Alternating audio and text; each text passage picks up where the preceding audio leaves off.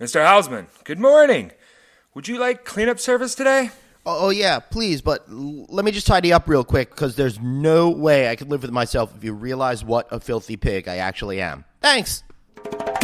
Do you live, eat, and sleep the hotel industry? Looking to brush up on your game? You've come to the right place. Welcome to No Vacancy, the hospitality industry's #1 podcast, with your host, Glenn Hausman.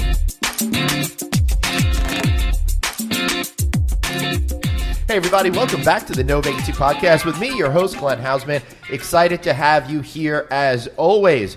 Man, this is such a great whirlwind. It is the middle of October, and I have been on the road, I think, for 4 or 5 weeks straight. Got a few more weeks to go, and I'm having a great time out here during conference season covering all these awesome events around the country and around the world. Did want to say this show is brought to you in part by Duetto, the revenue strategy technology platform thousands of hotels are using to make more money.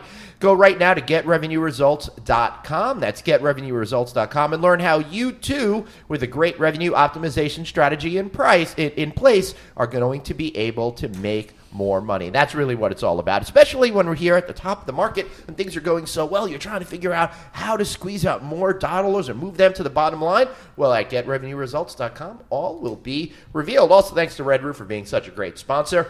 And I'm having such a great time with our other shows as well here on the No Vacancy News Network. As you know, I host this show. I host the Hotel Tech Podcast, which is on this feed. But if you haven't had a chance to check out the Hotel Design Podcast, we've got 3 episodes of that out already. Check out the Hotel Design Podcast. And, of course, checking in with Anthony and Glenn, which I co-host with Anthony Melchiori of Hotel Impossible fame. Man, it's amazing. I'm doing all of these shows. I can't believe it. But you know what? I've got one life, so I'm just blazing on. And I'm here right now coming at you on the microphone in Seattle with my partner in crime, Art Lewry, who you may have known from a podcast or two in the past, from when we are traveling around the globe together, shooting videos for Here to Stay TV. Art, how are you, man? I'm fantastic. How are you? Good. Thank you for looking interested the entire time I was talking while you were just sitting there. I was nodding. I was going, yeah, Mr. Popular. You know, you're getting everywhere, aren't you now? So. Yeah, it's pretty crazy. This travel schedule has been absolutely nuts. Let's see. We're sitting here in Seattle right now. Great apartment building, looking out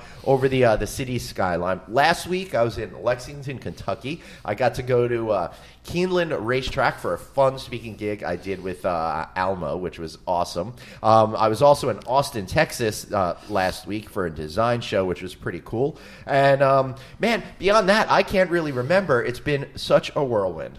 It really has. I mean, especially this year. I mean, we were just talking, you know, where have we been this year with Here to Stay TV? Yes. It's crazy. This is absolutely crazy. But before we start talking about that, maybe we should explain what Here to Stay TV is. For all of you folks that are listening to my podcast, and I know there are a lot of you out there, I see the numbers every day. They're climbing. I'm absolutely loving it. You've got to check out Here to Stay TV. We've got a YouTube channel, and it's also HereToStay.tv. Check out that YouTube channel. It's pretty awesome. You're going to see lots of great video interviews. All about what, Art? What are we talking about there? It's really, I mean, we started this off to, you know, really explore the world of extended stay, you know, that sector, service departments, extended stay. And you know how much I love extended stay, guys. I keep telling you this one statistic from Bruce Ford at Logic Econometrics, 27% of the domestic pipeline, extended stay. It is a huge business right now.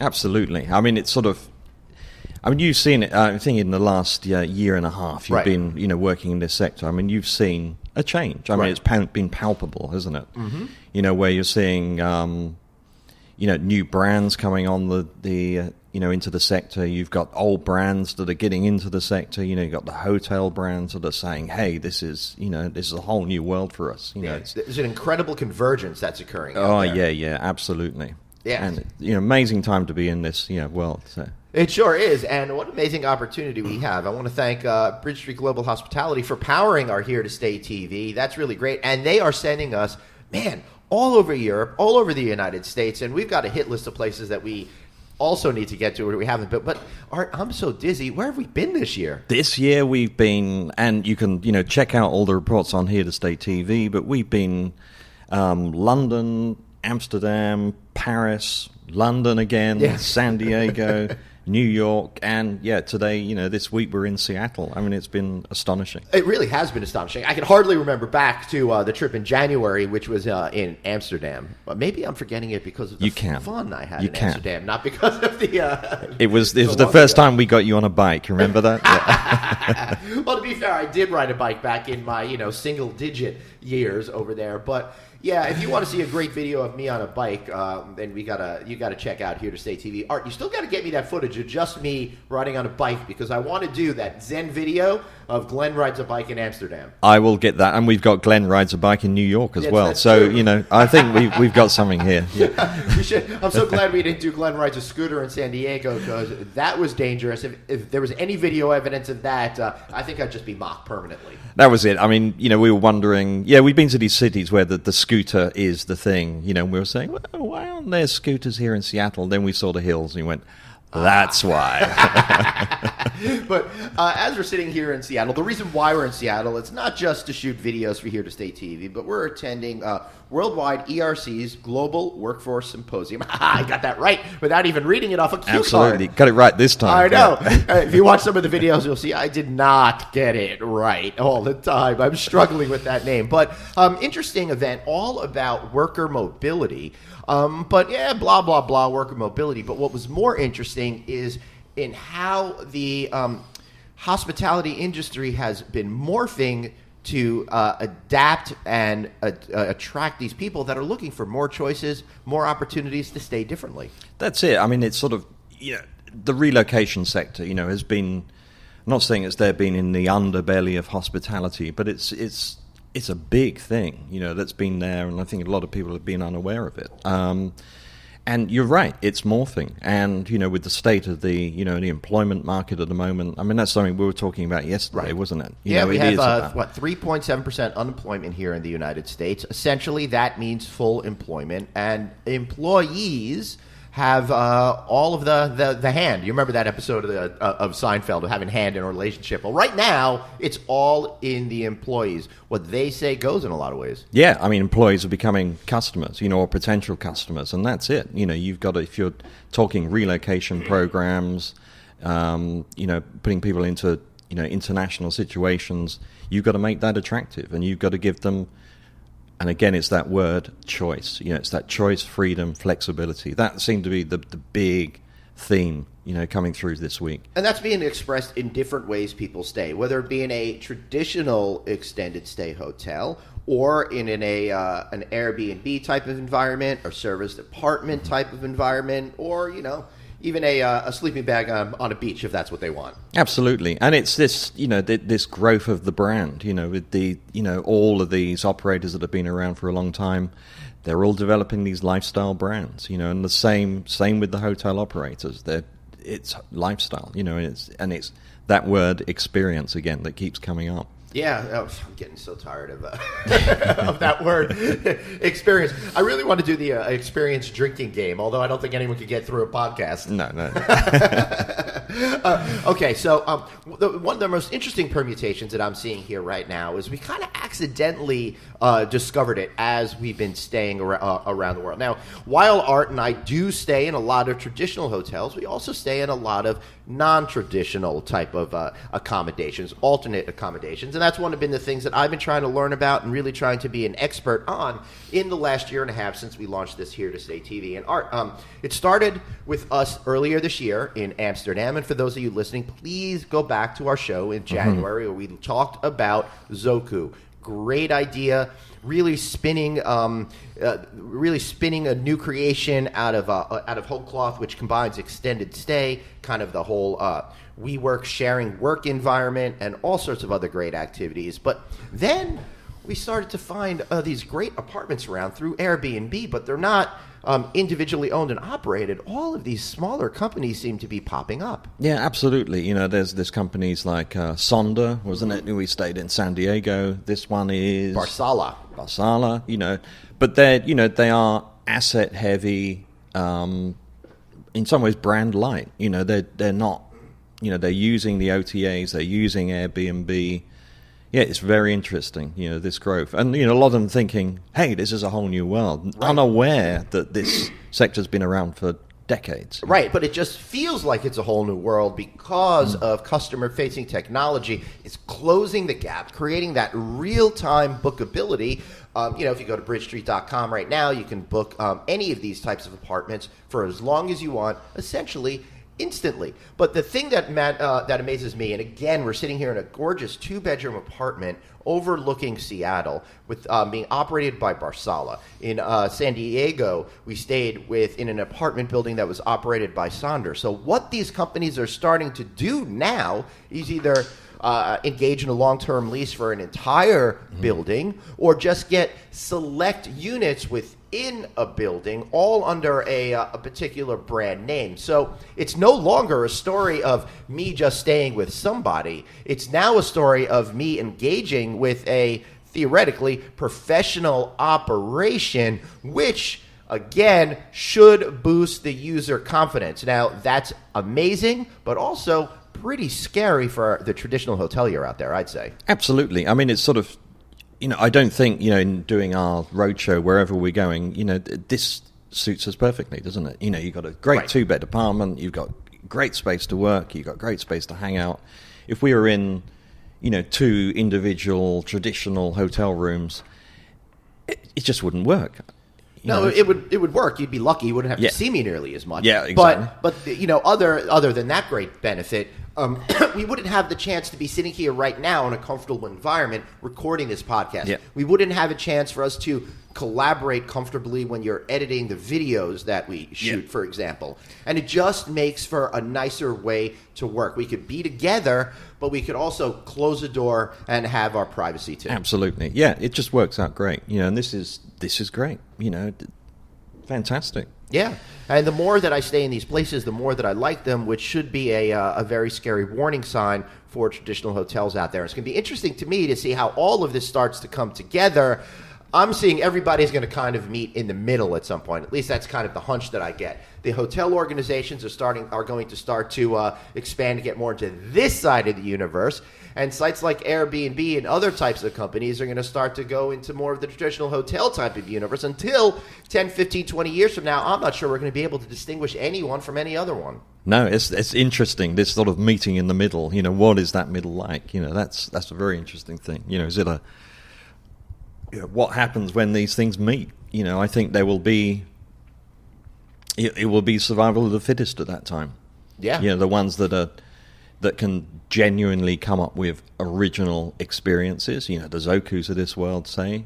Or the ones that have the capital behind them, the ones that have the best marketing. I think that's what it's going to be. It's going to be a bit of a Game of Thrones moment at some point here. Oh, definitely there'll be a Game of Thrones moment. I already feel like the hotel universe is in a Game of Thrones moment with all of the consolidation we've been seeing over the last few years. I just got word on another company that was bought that I'm not allowed to say anything about until next week, which is killing me. But just when you guys hear the news, just know I knew. So that's my little signal to you out there. Yeah. It could be anything's announced next week, and you just go, yeah. That's right. Knew. Yeah. Yeah. Well, I've decided that I could make all of these crazy predictions and stuff like that because I see it on the evening news or the 24-hour news channels where they all make these predictions.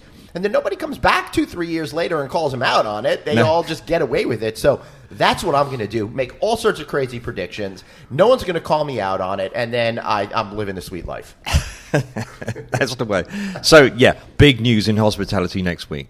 Yes. Yeah. All right. So anyway, again, we're here at Global ERC's worldwide ERCC. Now I'm messing it up again. You got it. Worldwide ERC. Global Workforce Symposium. That's the one. one. The whole idea behind this conference is mobility. People relocate throughout the world. It's becoming a more frequent thing. And I learned a lot at this event. Relocating to a new city, to a new country, to a new planet is not as easy as one would think, and this whole industry has sprouted up around it in order to help facilitate that. And as a guy that's been in the hotel business for 20 plus years, it's amazing to see all these other industries that kind of circle the traditional hospitality business but don't actually intersect with the hospitality business. Well, as we heard, the cost of relocation, for an individual can be as high as $1 million. Which blew me away. How? How does it even get to be that much money? And God, that guy better perform, or lady. Yeah, But you can see how it could get up there pretty quickly. You think of all of the aspects, of a move, especially when you're talking a family, that's a big deal, and the is that the failed relocation is the thing that really costs, and it's how do you stop that happening? That was why it was interesting, and we had a great interview with Paula from BGRS, talking about cultural Brenda. Did I say Paula? I said you did. Paula's Brenda. From Bridge Street, which is also another interesting. Yeah, so Brenda, fantastic interview with Brenda, and that was all focused on culture. That was all focused on culture and cultural awareness and cultural education. Yeah, because, we don't think about these sorts of things. I think, I'm going to go to XYZ company. But if you're moving to Bahrain, you need to be culturally literate in what is going on in that country, number one, so you don't embarrass yourself, but more importantly, so you could really understand how to operate more effectively within a different culture. My attitude is if you go to somebody else's country, you got to conform to their social mores, right? And when they Absolutely. come here, they should conform more to our way of life. Yep, and it's just so many issues. It's like tax implications, and there are people out there that look after that. There's education, for your kids. Well, that's one thing I never thought about until this conference. So there's companies out there that focus specifically. I think you're talking about Bennett, right? Bennett, and we've got a great interview there with Elizabeth from Bennett. Yeah, absolutely. Yeah, and she's the Elizabeth Sawyer's the CEO of that company. So check out all of these great interviews because they really start to add a lot more layers to this story. And for those of you folks out there in the traditional hospitality industry or working with the extended stay, I think you're going to learn a lot about all these different areas, maybe give you some great ideas for interesting new partnerships that you could develop out there, and lots of opportunities for you to learn from this great the raft of information that we're putting out there at Here to Stay TV on the YouTube channel. That's it, and we're talking to people that you would think, don't have a direct connection with extended stay or service departments, but, as you say, everything is crossing over, everything is merging, and within that you've got these people coming up with great ideas. There's Adam from Move for Hunger, great concept. Yeah, great concept. Turns out these folks, Adam Lowry, his family had a moving business, and they were focused a lot in relocations, and they happened to notice that when people move, they leave a lot of non-perishable goods behind. Well, what if they could take all of those things and get them to the right food pantries and put them back into the system? Because as you know, we waste 40% of all food in American society and globally, and that is a shame. Interesting idea. Absolutely love that. Oh, it was great, and we've got a really nice piece with Adam on that. So catch up on that. That will be edited and up this weekend, I hope. Yeah, so, it's so strange that we're actually recording the same day. It's like literally as soon as we're done with this, I got to Dropbox it over to Jeff Polly, our super producer. So that's pretty cool. Yeah, absolutely. Hi, Jeff. Yeah. Don't worry, he's not listening to this. No, he will. I'm just kidding. He'll just look at the waveforms and it's yeah, exactly. Make sure that if I screwed it up, that I make that there's enough gap in there. But we have not screwed it up in terms of editing it. Although I can't seem to remember the name of this conference I'm at. Too many shows are. Yeah, well, it's over now, and you can remember it. Yes. Well, Sunday I'm headed up to the Turning Stone Casino in upstate New York to go record some more shows with Anthony Melchiori for our Checking In series and participate in the New York State Tourism Association's annual conference. Really looking forward to that. Week after that, I'm going to be recording lots of content in Las Vegas on the 29th, 30th, and 31st. Then I'm off to a hotel opening in Menlo Park in San Francisco. Then I'm going to a hotel industry CEO retreat in Napa. Then I get back from there, have a day home, and I'm off to Bermuda for a few days to go to the Caribbean Hotel Investment Conference.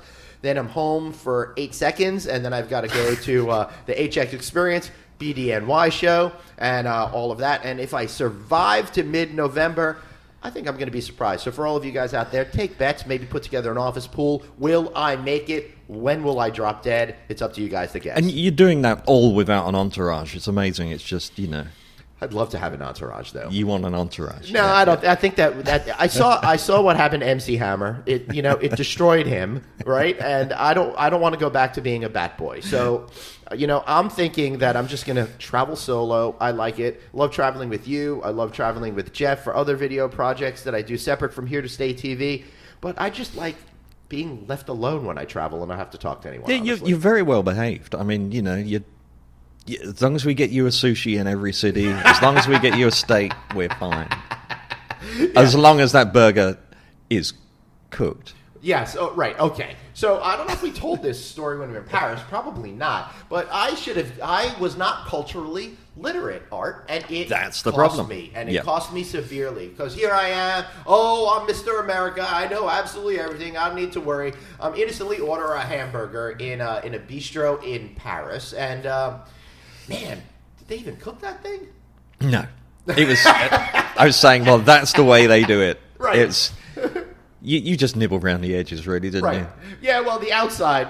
While looking outraged. It was black and blue on the outside, but raw, extra raw, maybe even frozen on the inside. I don't know.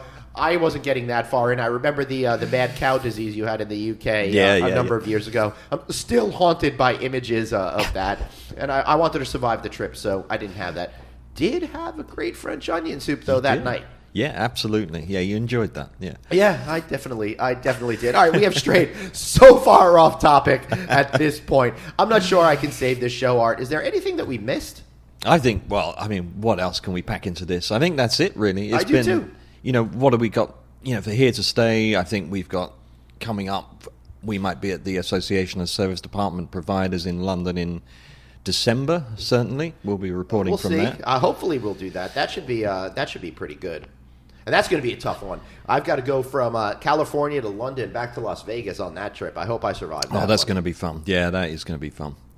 Yeah, for sure. All right, so let's wrap this section up. Right. All okay. Right. Any final thoughts? How about one more good shameless plug for Here to Stay TV, so I don't have to do all the plugs. Yeah, just catch just go to heretostay.tv or go to our channel on YouTube. So just put Here to Stay TV, all one word. You'll find us there.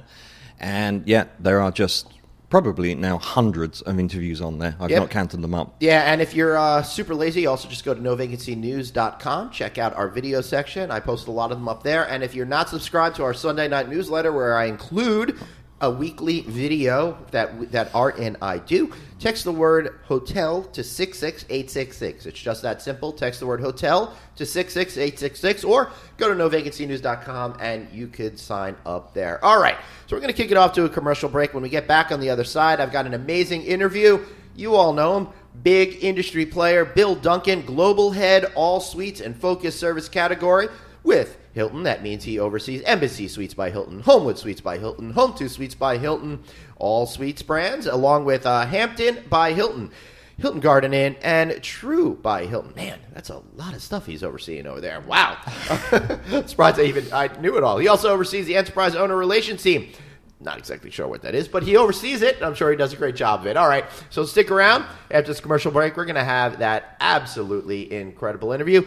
Thanks for all of you for listening, and thanks for sharing in this Week of Paul Groove. See you on the other side of the break. Have a question for your host, Glenn? Tweet him now at Traveling Glenn. No Vacancy, the hospitality industry's #1 podcast. We'll be right back. Hey everyone, Glenn here. So for the past couple of months, I've been sharing with you all the exciting things that have been going on with Red Roof. And today, I want to talk to franchisees looking to get in on the explosive growth of the extended stay segment. You know how much I love that segment. I'm really behind this segment. And Red Roof is getting behind this segment too with Hometown Studios by Red Roof. They're introducing it right now in a phased launch with over 30 properties across more than 20 markets with over $50 million in renovation. So they're betting big on these apartment-style studios that are going to offer the amenities guests really want today, such as upgraded decor, a kitchenette, full-size refrigerator, on-site laundry facilities, free Wi-Fi, of course, and more, and more, and more, all while continuing Red Roof's tradition of clean, comfortable accommodations at an unmatched value. And speaking of value, I'm pretty sure USA Today readers for the second year in a row named Red Roof the best budget hotel brand in America. So franchisees get that amazing brand awareness that customers already have, plus a seasoned management team and a richest-in-class loyalty program with more than 2.5 million members. And that just happens to be the least expensive for owners, too. Man, these guys are crushing it. And that's in addition to their award-winning marketing department and a dedicated website based on their fastest in-class with mobile-first technology. Finally, With Hometown Studios by Red Roof, you'll be working with a company with a franchisee satisfaction of 94%. How great is that? And those franchisees will tell you genuine relationships, real results. It isn't just some slogan, it's how Red Roof does business. Get in on a new way to extended stay. Visit redrooffranchising.com or give them a call at 888-473-8861. That's 888-473-8861. Back to the show. It's No Vacancy, the hospitality industry's #1 podcast, with your host, Glenn Hausman. And welcome back to the No Vacancy Podcast. It's still me, your host, Glenn Hausman, and I'm excited here today. Man, I'm always excited to do these interviews, but today I got to tell you, I'm a little bit extra excited because I'm having the opportunity to speak to one of the folks that I've known in the industry for quite some time, but have never had the chance to interview him live on this particular program. And I, of course, because you guys have already looked at the show notes, know where I'm talking about Bill Duncan. He's the global head brand management for Home2 Suites by Hilton and Homewood Suites by Hilton. How are you today, sir? I am doing extremely well. How are you, sir? I'm doing great. So much fun to have Good. you on here. Before we get into all this important hotel stuff, I want to know how's life going down there in Memphis these days? Life is going incredibly well, and I guess I have to share with you. I've made a little bit of a move. What? I am in the process of moving up to McLean, Virginia, at the corporate headquarters here. Oh my God! So they've roped you in to get to go up to Virginia. It took about 10 years, but they finally got me roped in. So I am making the move up here, and it's just been great. It's been a wonderful opportunity and some tremendous new adventures. So it's just been really great. And I guess the other thing is I have picked up a little bit more responsibility. I now also have all of the Suites brands and the Focus Service brands under my organization. So that means I not only have Homewood and Home2, I have Embassy Suites, Hampton, Hilton Garden Inn, and our newest brand, True. So it's quite exciting these days. Yeah, a lot going on. Well, Bill, I didn't know I was talking to such a big shot today. Wow. I'm not sure about that, but I appreciate it. Well, I definitely am. I think the only tragic thing that I want to mention is that if you're not in Memphis anymore, it's going to be a lot harder for you to get that Gus's Fried Chicken, which I love and talk about often. You know what? I am a big fan. I have got to figure that one out. I have definitely got to get my fix every now and then. Yeah, I love that. All right, guys, you know I talk about Gus's Fried Chicken way too much on this show, but I can't help it. I feel like it connects me to Memphis and that whole culture down there, and I absolutely love it. Okay, so this is pretty awesome. Bill, you've been in this business getting on 30 years now. What an amazing experience it's been for you, watching you rise throughout everything. And now that you're overseeing all of this, one of the things that you're doing is you've helped shepherd into creation the company's first ever tri-brand hotel. No, one brand's not good enough. Two brands is not good enough for you. Now you're thinking about three brands under one roof. Now, Bill, I got to tell you, that's pretty wild. What precipitated this idea? Tell me a little bit about the process leading up to this. Yeah, you're absolutely right. It has been a very interesting project and process, and it's been very awe-inspiring. And we're very lucky that the partner we have with this project is one that we've had a very strong, enduring relationship with, and in many ways are a trusted advisor to us, and that's First Hospitality Group, led by Steve Schwartz.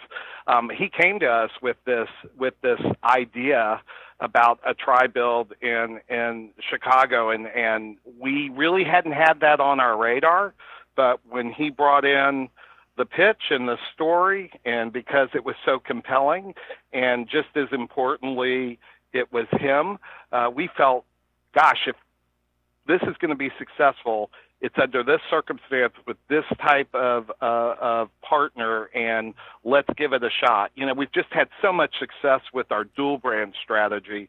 We felt like, given this particular opportunity, this would be the right way to take it to the next level.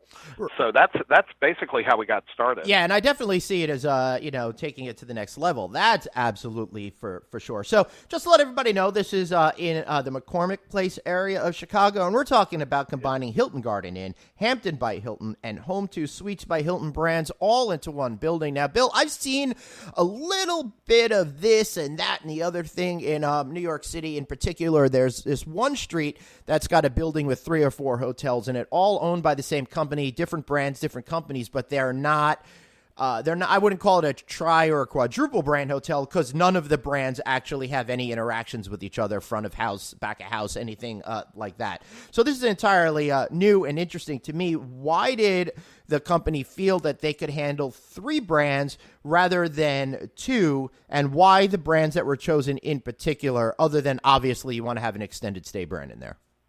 Yeah. So you're definitely right there. What we're finding with this strategy, having a suites product tied to any type of multi-brand development opportunity is very important and key.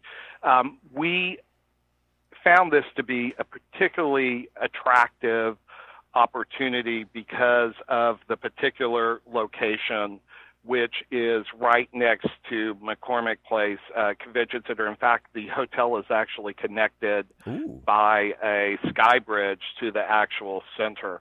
So that, between the site, the location, that gave us really a very a strong opportunity to think very creatively about how we would bring this to life, the brands that we would bring into this particular project, and the size. So this is one of our very largest, if you will, focus service suite projects that we have. It's 466 keys. So it's about 184 HDI rooms, 187 Hampton rooms, right at 95 Home2 Suites. So, it's a really big project for us. It's got a marquee location that really drove the decision process on a lot of what unfurled with this particular hotel between the brands. We wanted brands that were strong attraction for the convention attendees that would be going to the various meetings.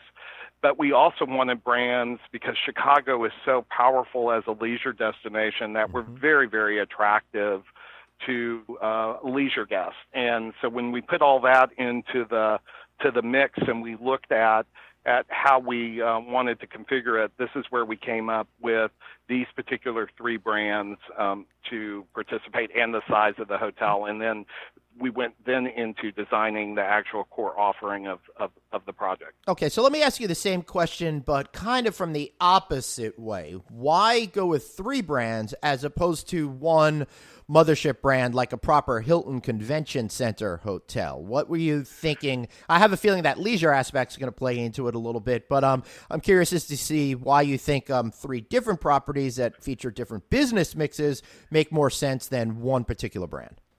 Well, that's it. That you just actually hit the nail on the head. You've got awesome. 3 smart man.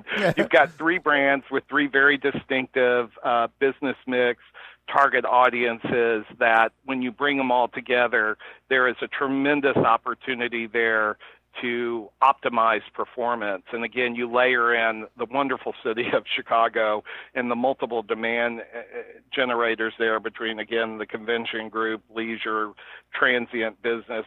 You've just got a real strong opportunity to drive a real strong and compelling performance. And with these 3 brands, their uniqueness helps build their individual story, but together it becomes more powerful because you can move business between brands to optimize performance. Say, for instance, you've got strong business coming in through an HGI brand. There's some extended stay coming potentially through that channel. You can park it into the Home2 side of the business and optimize your transient and lift average rate potentially. So it gives you a lot of room to really maneuver your performance in a positive direction. Oh, that's interesting. Now, obviously, this is not something that would be recommended for every single market in the country, but seems to play well in a particular urban market. How do you see taking these types of concepts outside larger cities to more of the suburban products where you're seeing a lot of success with the growth of dual brands that feature usually a focus service brand and an extended stay brand? Right.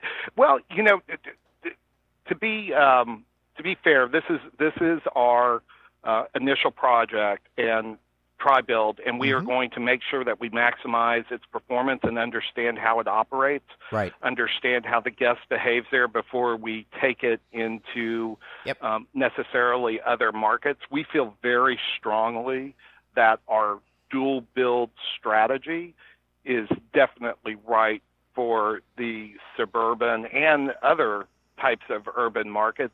This was just really a great opportunity because of this particular location, which the owner, James McHugh Construction Company, had the land. It had been their headquarters, and so we were really able to optimize this particular location in a strategic location.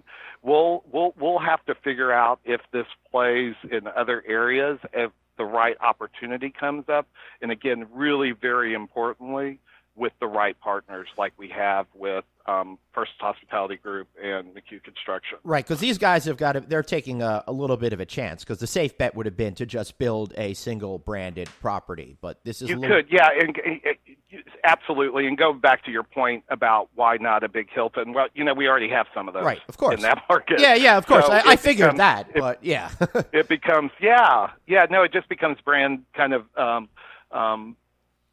opportunity, availability, and then the right mix of key count. Right. Yeah, well, that all makes sense. So what's the experience like on property? How is everything combined? Because it used to be, I think the relationship of dual brands, which I only have that as a model for what we're talking about here. It used to be two buildings down the road from each other. Then it was two buildings on the same plot of land. Then it was two buildings kind of put together that only shared back a house. Now I'm seeing one building that's kind of sharing all of the elements in the lobby, et cetera, et cetera. You just go up to different floors in order to go to different hotels. How is this property laid out, and how does it differ from what we've seen before, perhaps?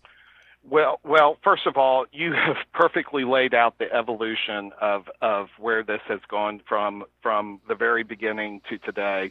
Started as almost two hotels on the same pad and has migrated slowly, closely to where we are today. And basically, the exciting thing about this is we've really learned over the course of years, and we're able to really take some key learnings and continue to optimize this. So for this hotel, for instance, we do have combined public space.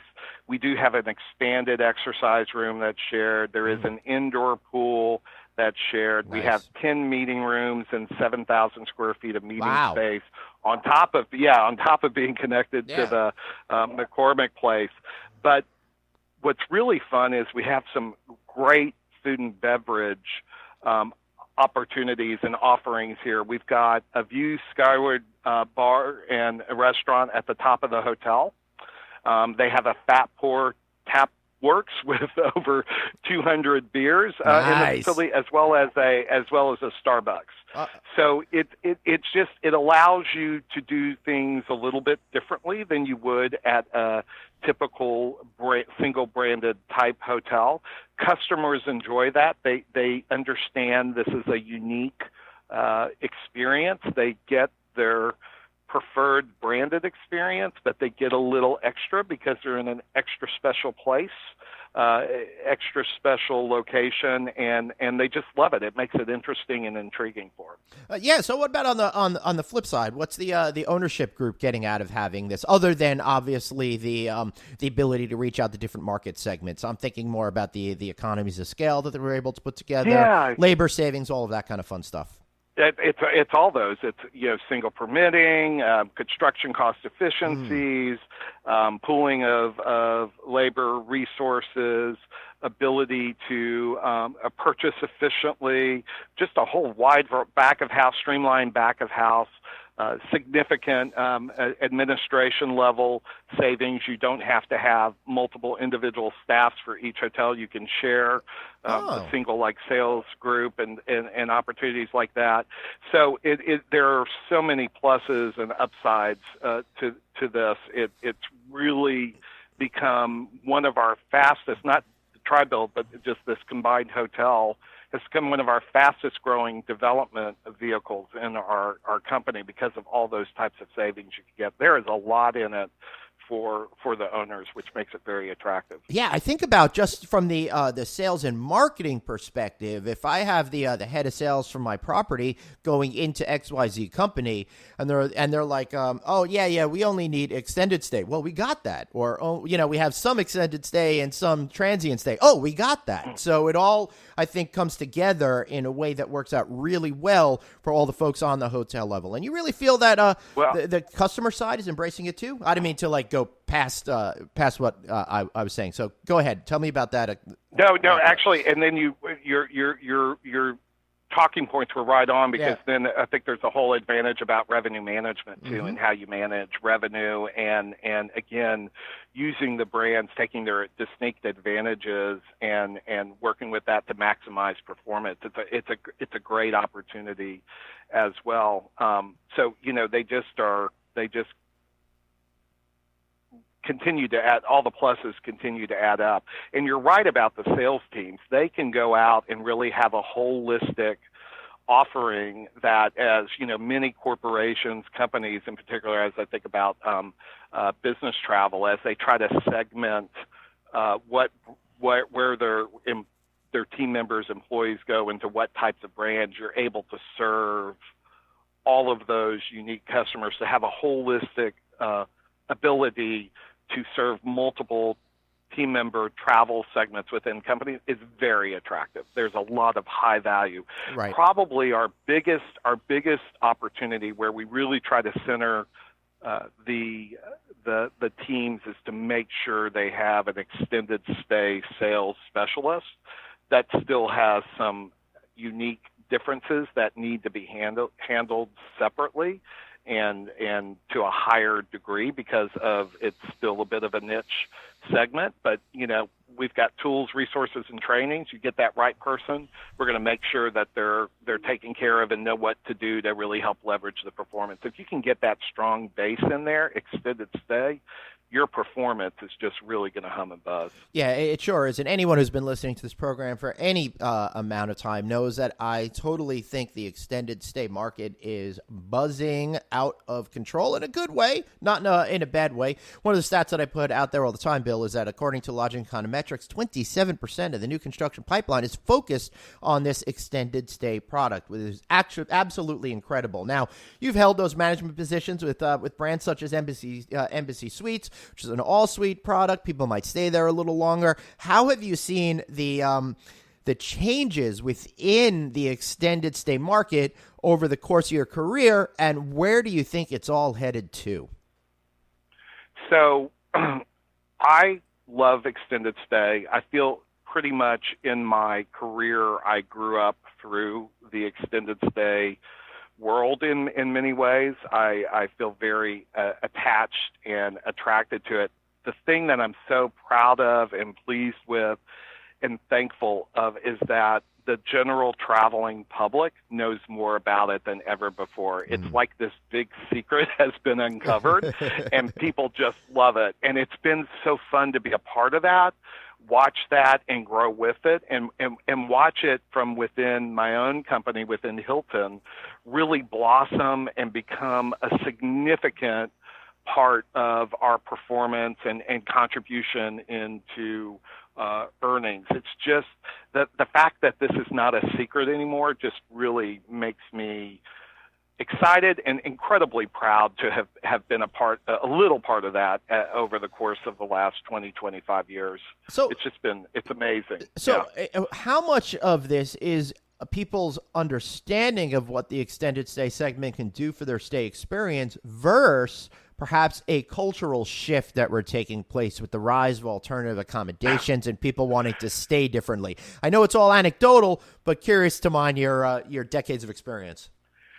Yeah, my experience over time has been somewhat of people discover it, right, almost in a way by happenstance. They either something was not available, or somebody booked them into a extended stay hotel, a Homewood or Home2, and it has moved from this know nothing about it to, oh my gosh, this is the most amazing product I've ever seen. I love it.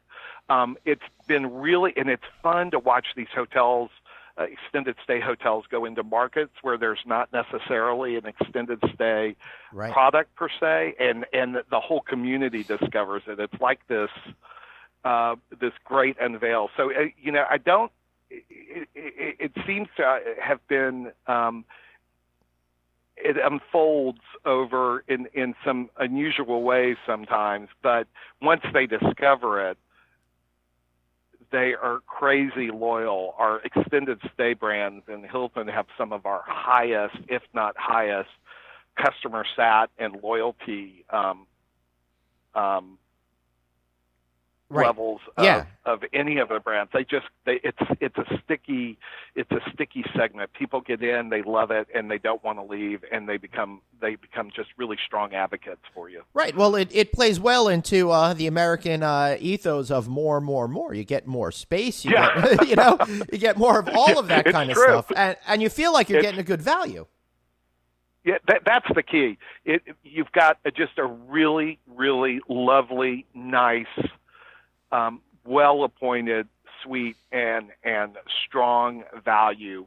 It just makes you feel, we see it in customer research, it makes you feel like you've made a smart decision, on top of being just a really lovely, wonderful product. So it suits well into the into the way people make decisions for the most part. Yeah, that makes a lot of sense. So talking about people making decisions, and you got the flip side of it, you got the ownership point of view. Home2 Suites in particular seems to have been on a real development tear right now. I don't want to put you on the spot, but maybe you could share a little bit about how the growth of that brand has been going compared to other aspects of the portfolio, which I know Hilton has been really doing great over the last couple of years. Yeah, it's been one of Hilton's fastest growing brands ever. It's a phenomenal success. It's one of the fastest growing brands of any brand in the entire lodging business in North America. It just continues to perform extremely well. It's a cool, innovative product. It has got a very strong construction development story, extremely high levels of customer satisfaction, and it's cool. And all of those things, you put that together, people just want to be a part of it, right? And so, you wouldn't have it growing like that if the performance story wasn't there. Ultimately, that's what's driving development. It's just absolutely going crazy. We just recently opened our 250th hotel. We've got a very strong pipeline of 300 plus hotels and more coming. It continues to be one of our strongest offerings we have. Yeah. And I've also seen, it was also amazing to watch how True broke out really, really fast in the development that you're having there. Exactly. So these newer... Well... Yeah, go on. No, go ahead. I was going to say these newer brands, and I do consider Home2 Suites a newer brand.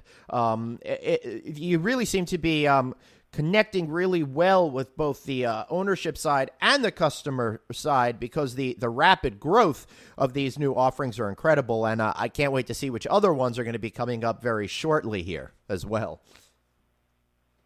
Yeah, they are. I mean, it's the strong Hilton network effect tied to a product that's got strong consumer appeal at a very solid price point. It's just been a great recipe for success. And where I was going to earlier is that the cost to build for these are fitting into the sense, along with True and some of our other brands are fitting into the sensibilities of what's happening with financing and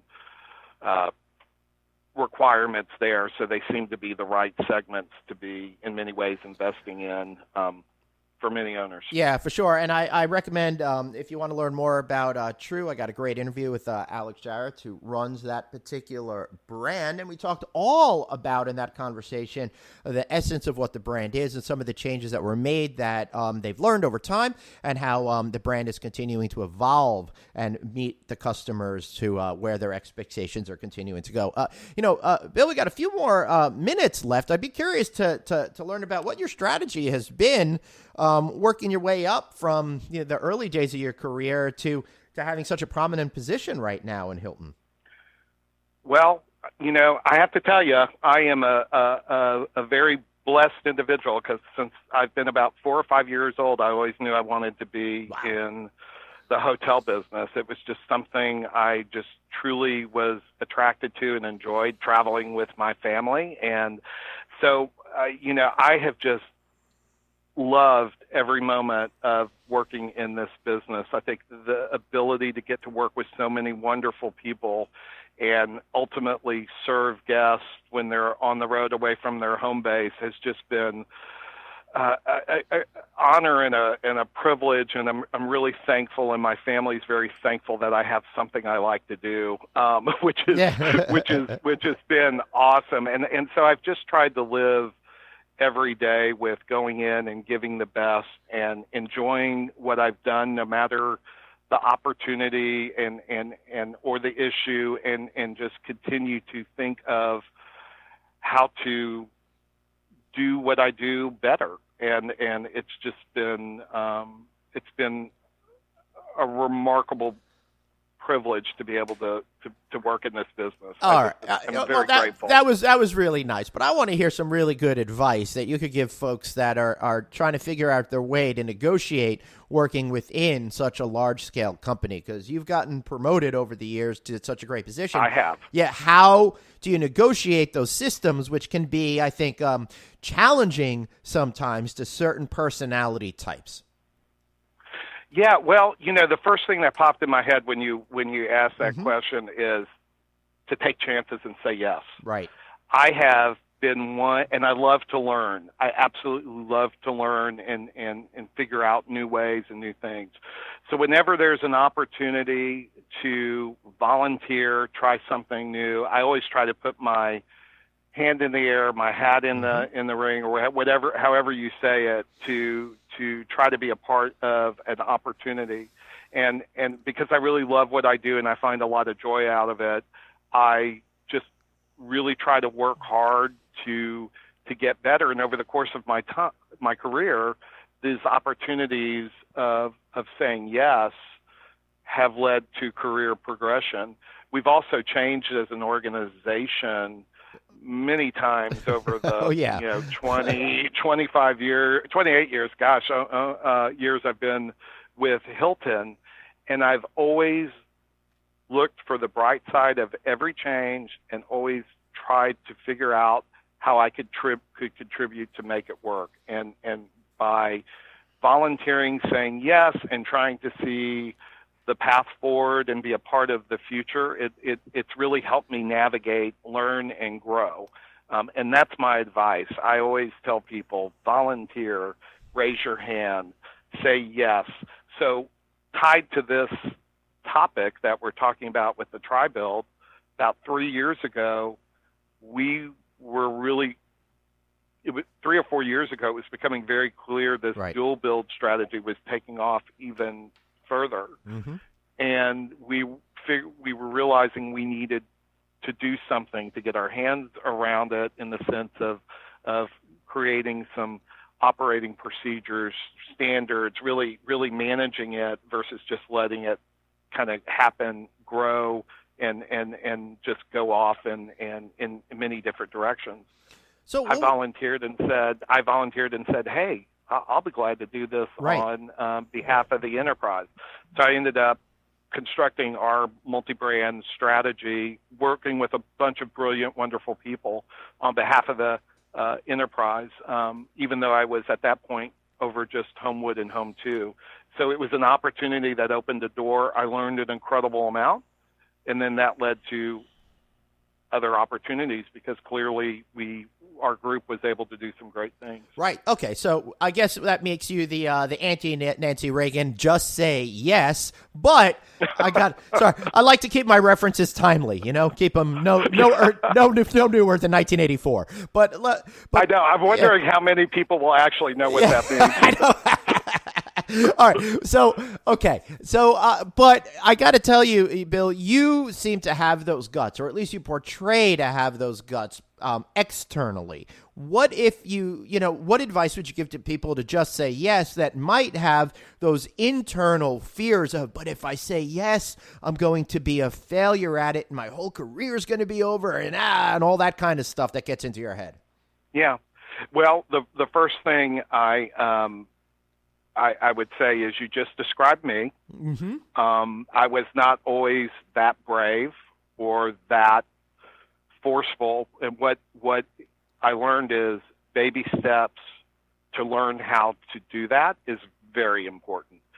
You can't boil the ocean, as they say, all at once. You have to learn and condition yourself to be able to move, take some chances, and become confident in your skills. And ultimately, I think that's what it is at the end of the day. Sometimes we self-doubt and aren't confident in our skills, and by doing some slow outreach and taking baby steps in a way, if you're not comfortable, is a great way to learn and prime yourself and get yourself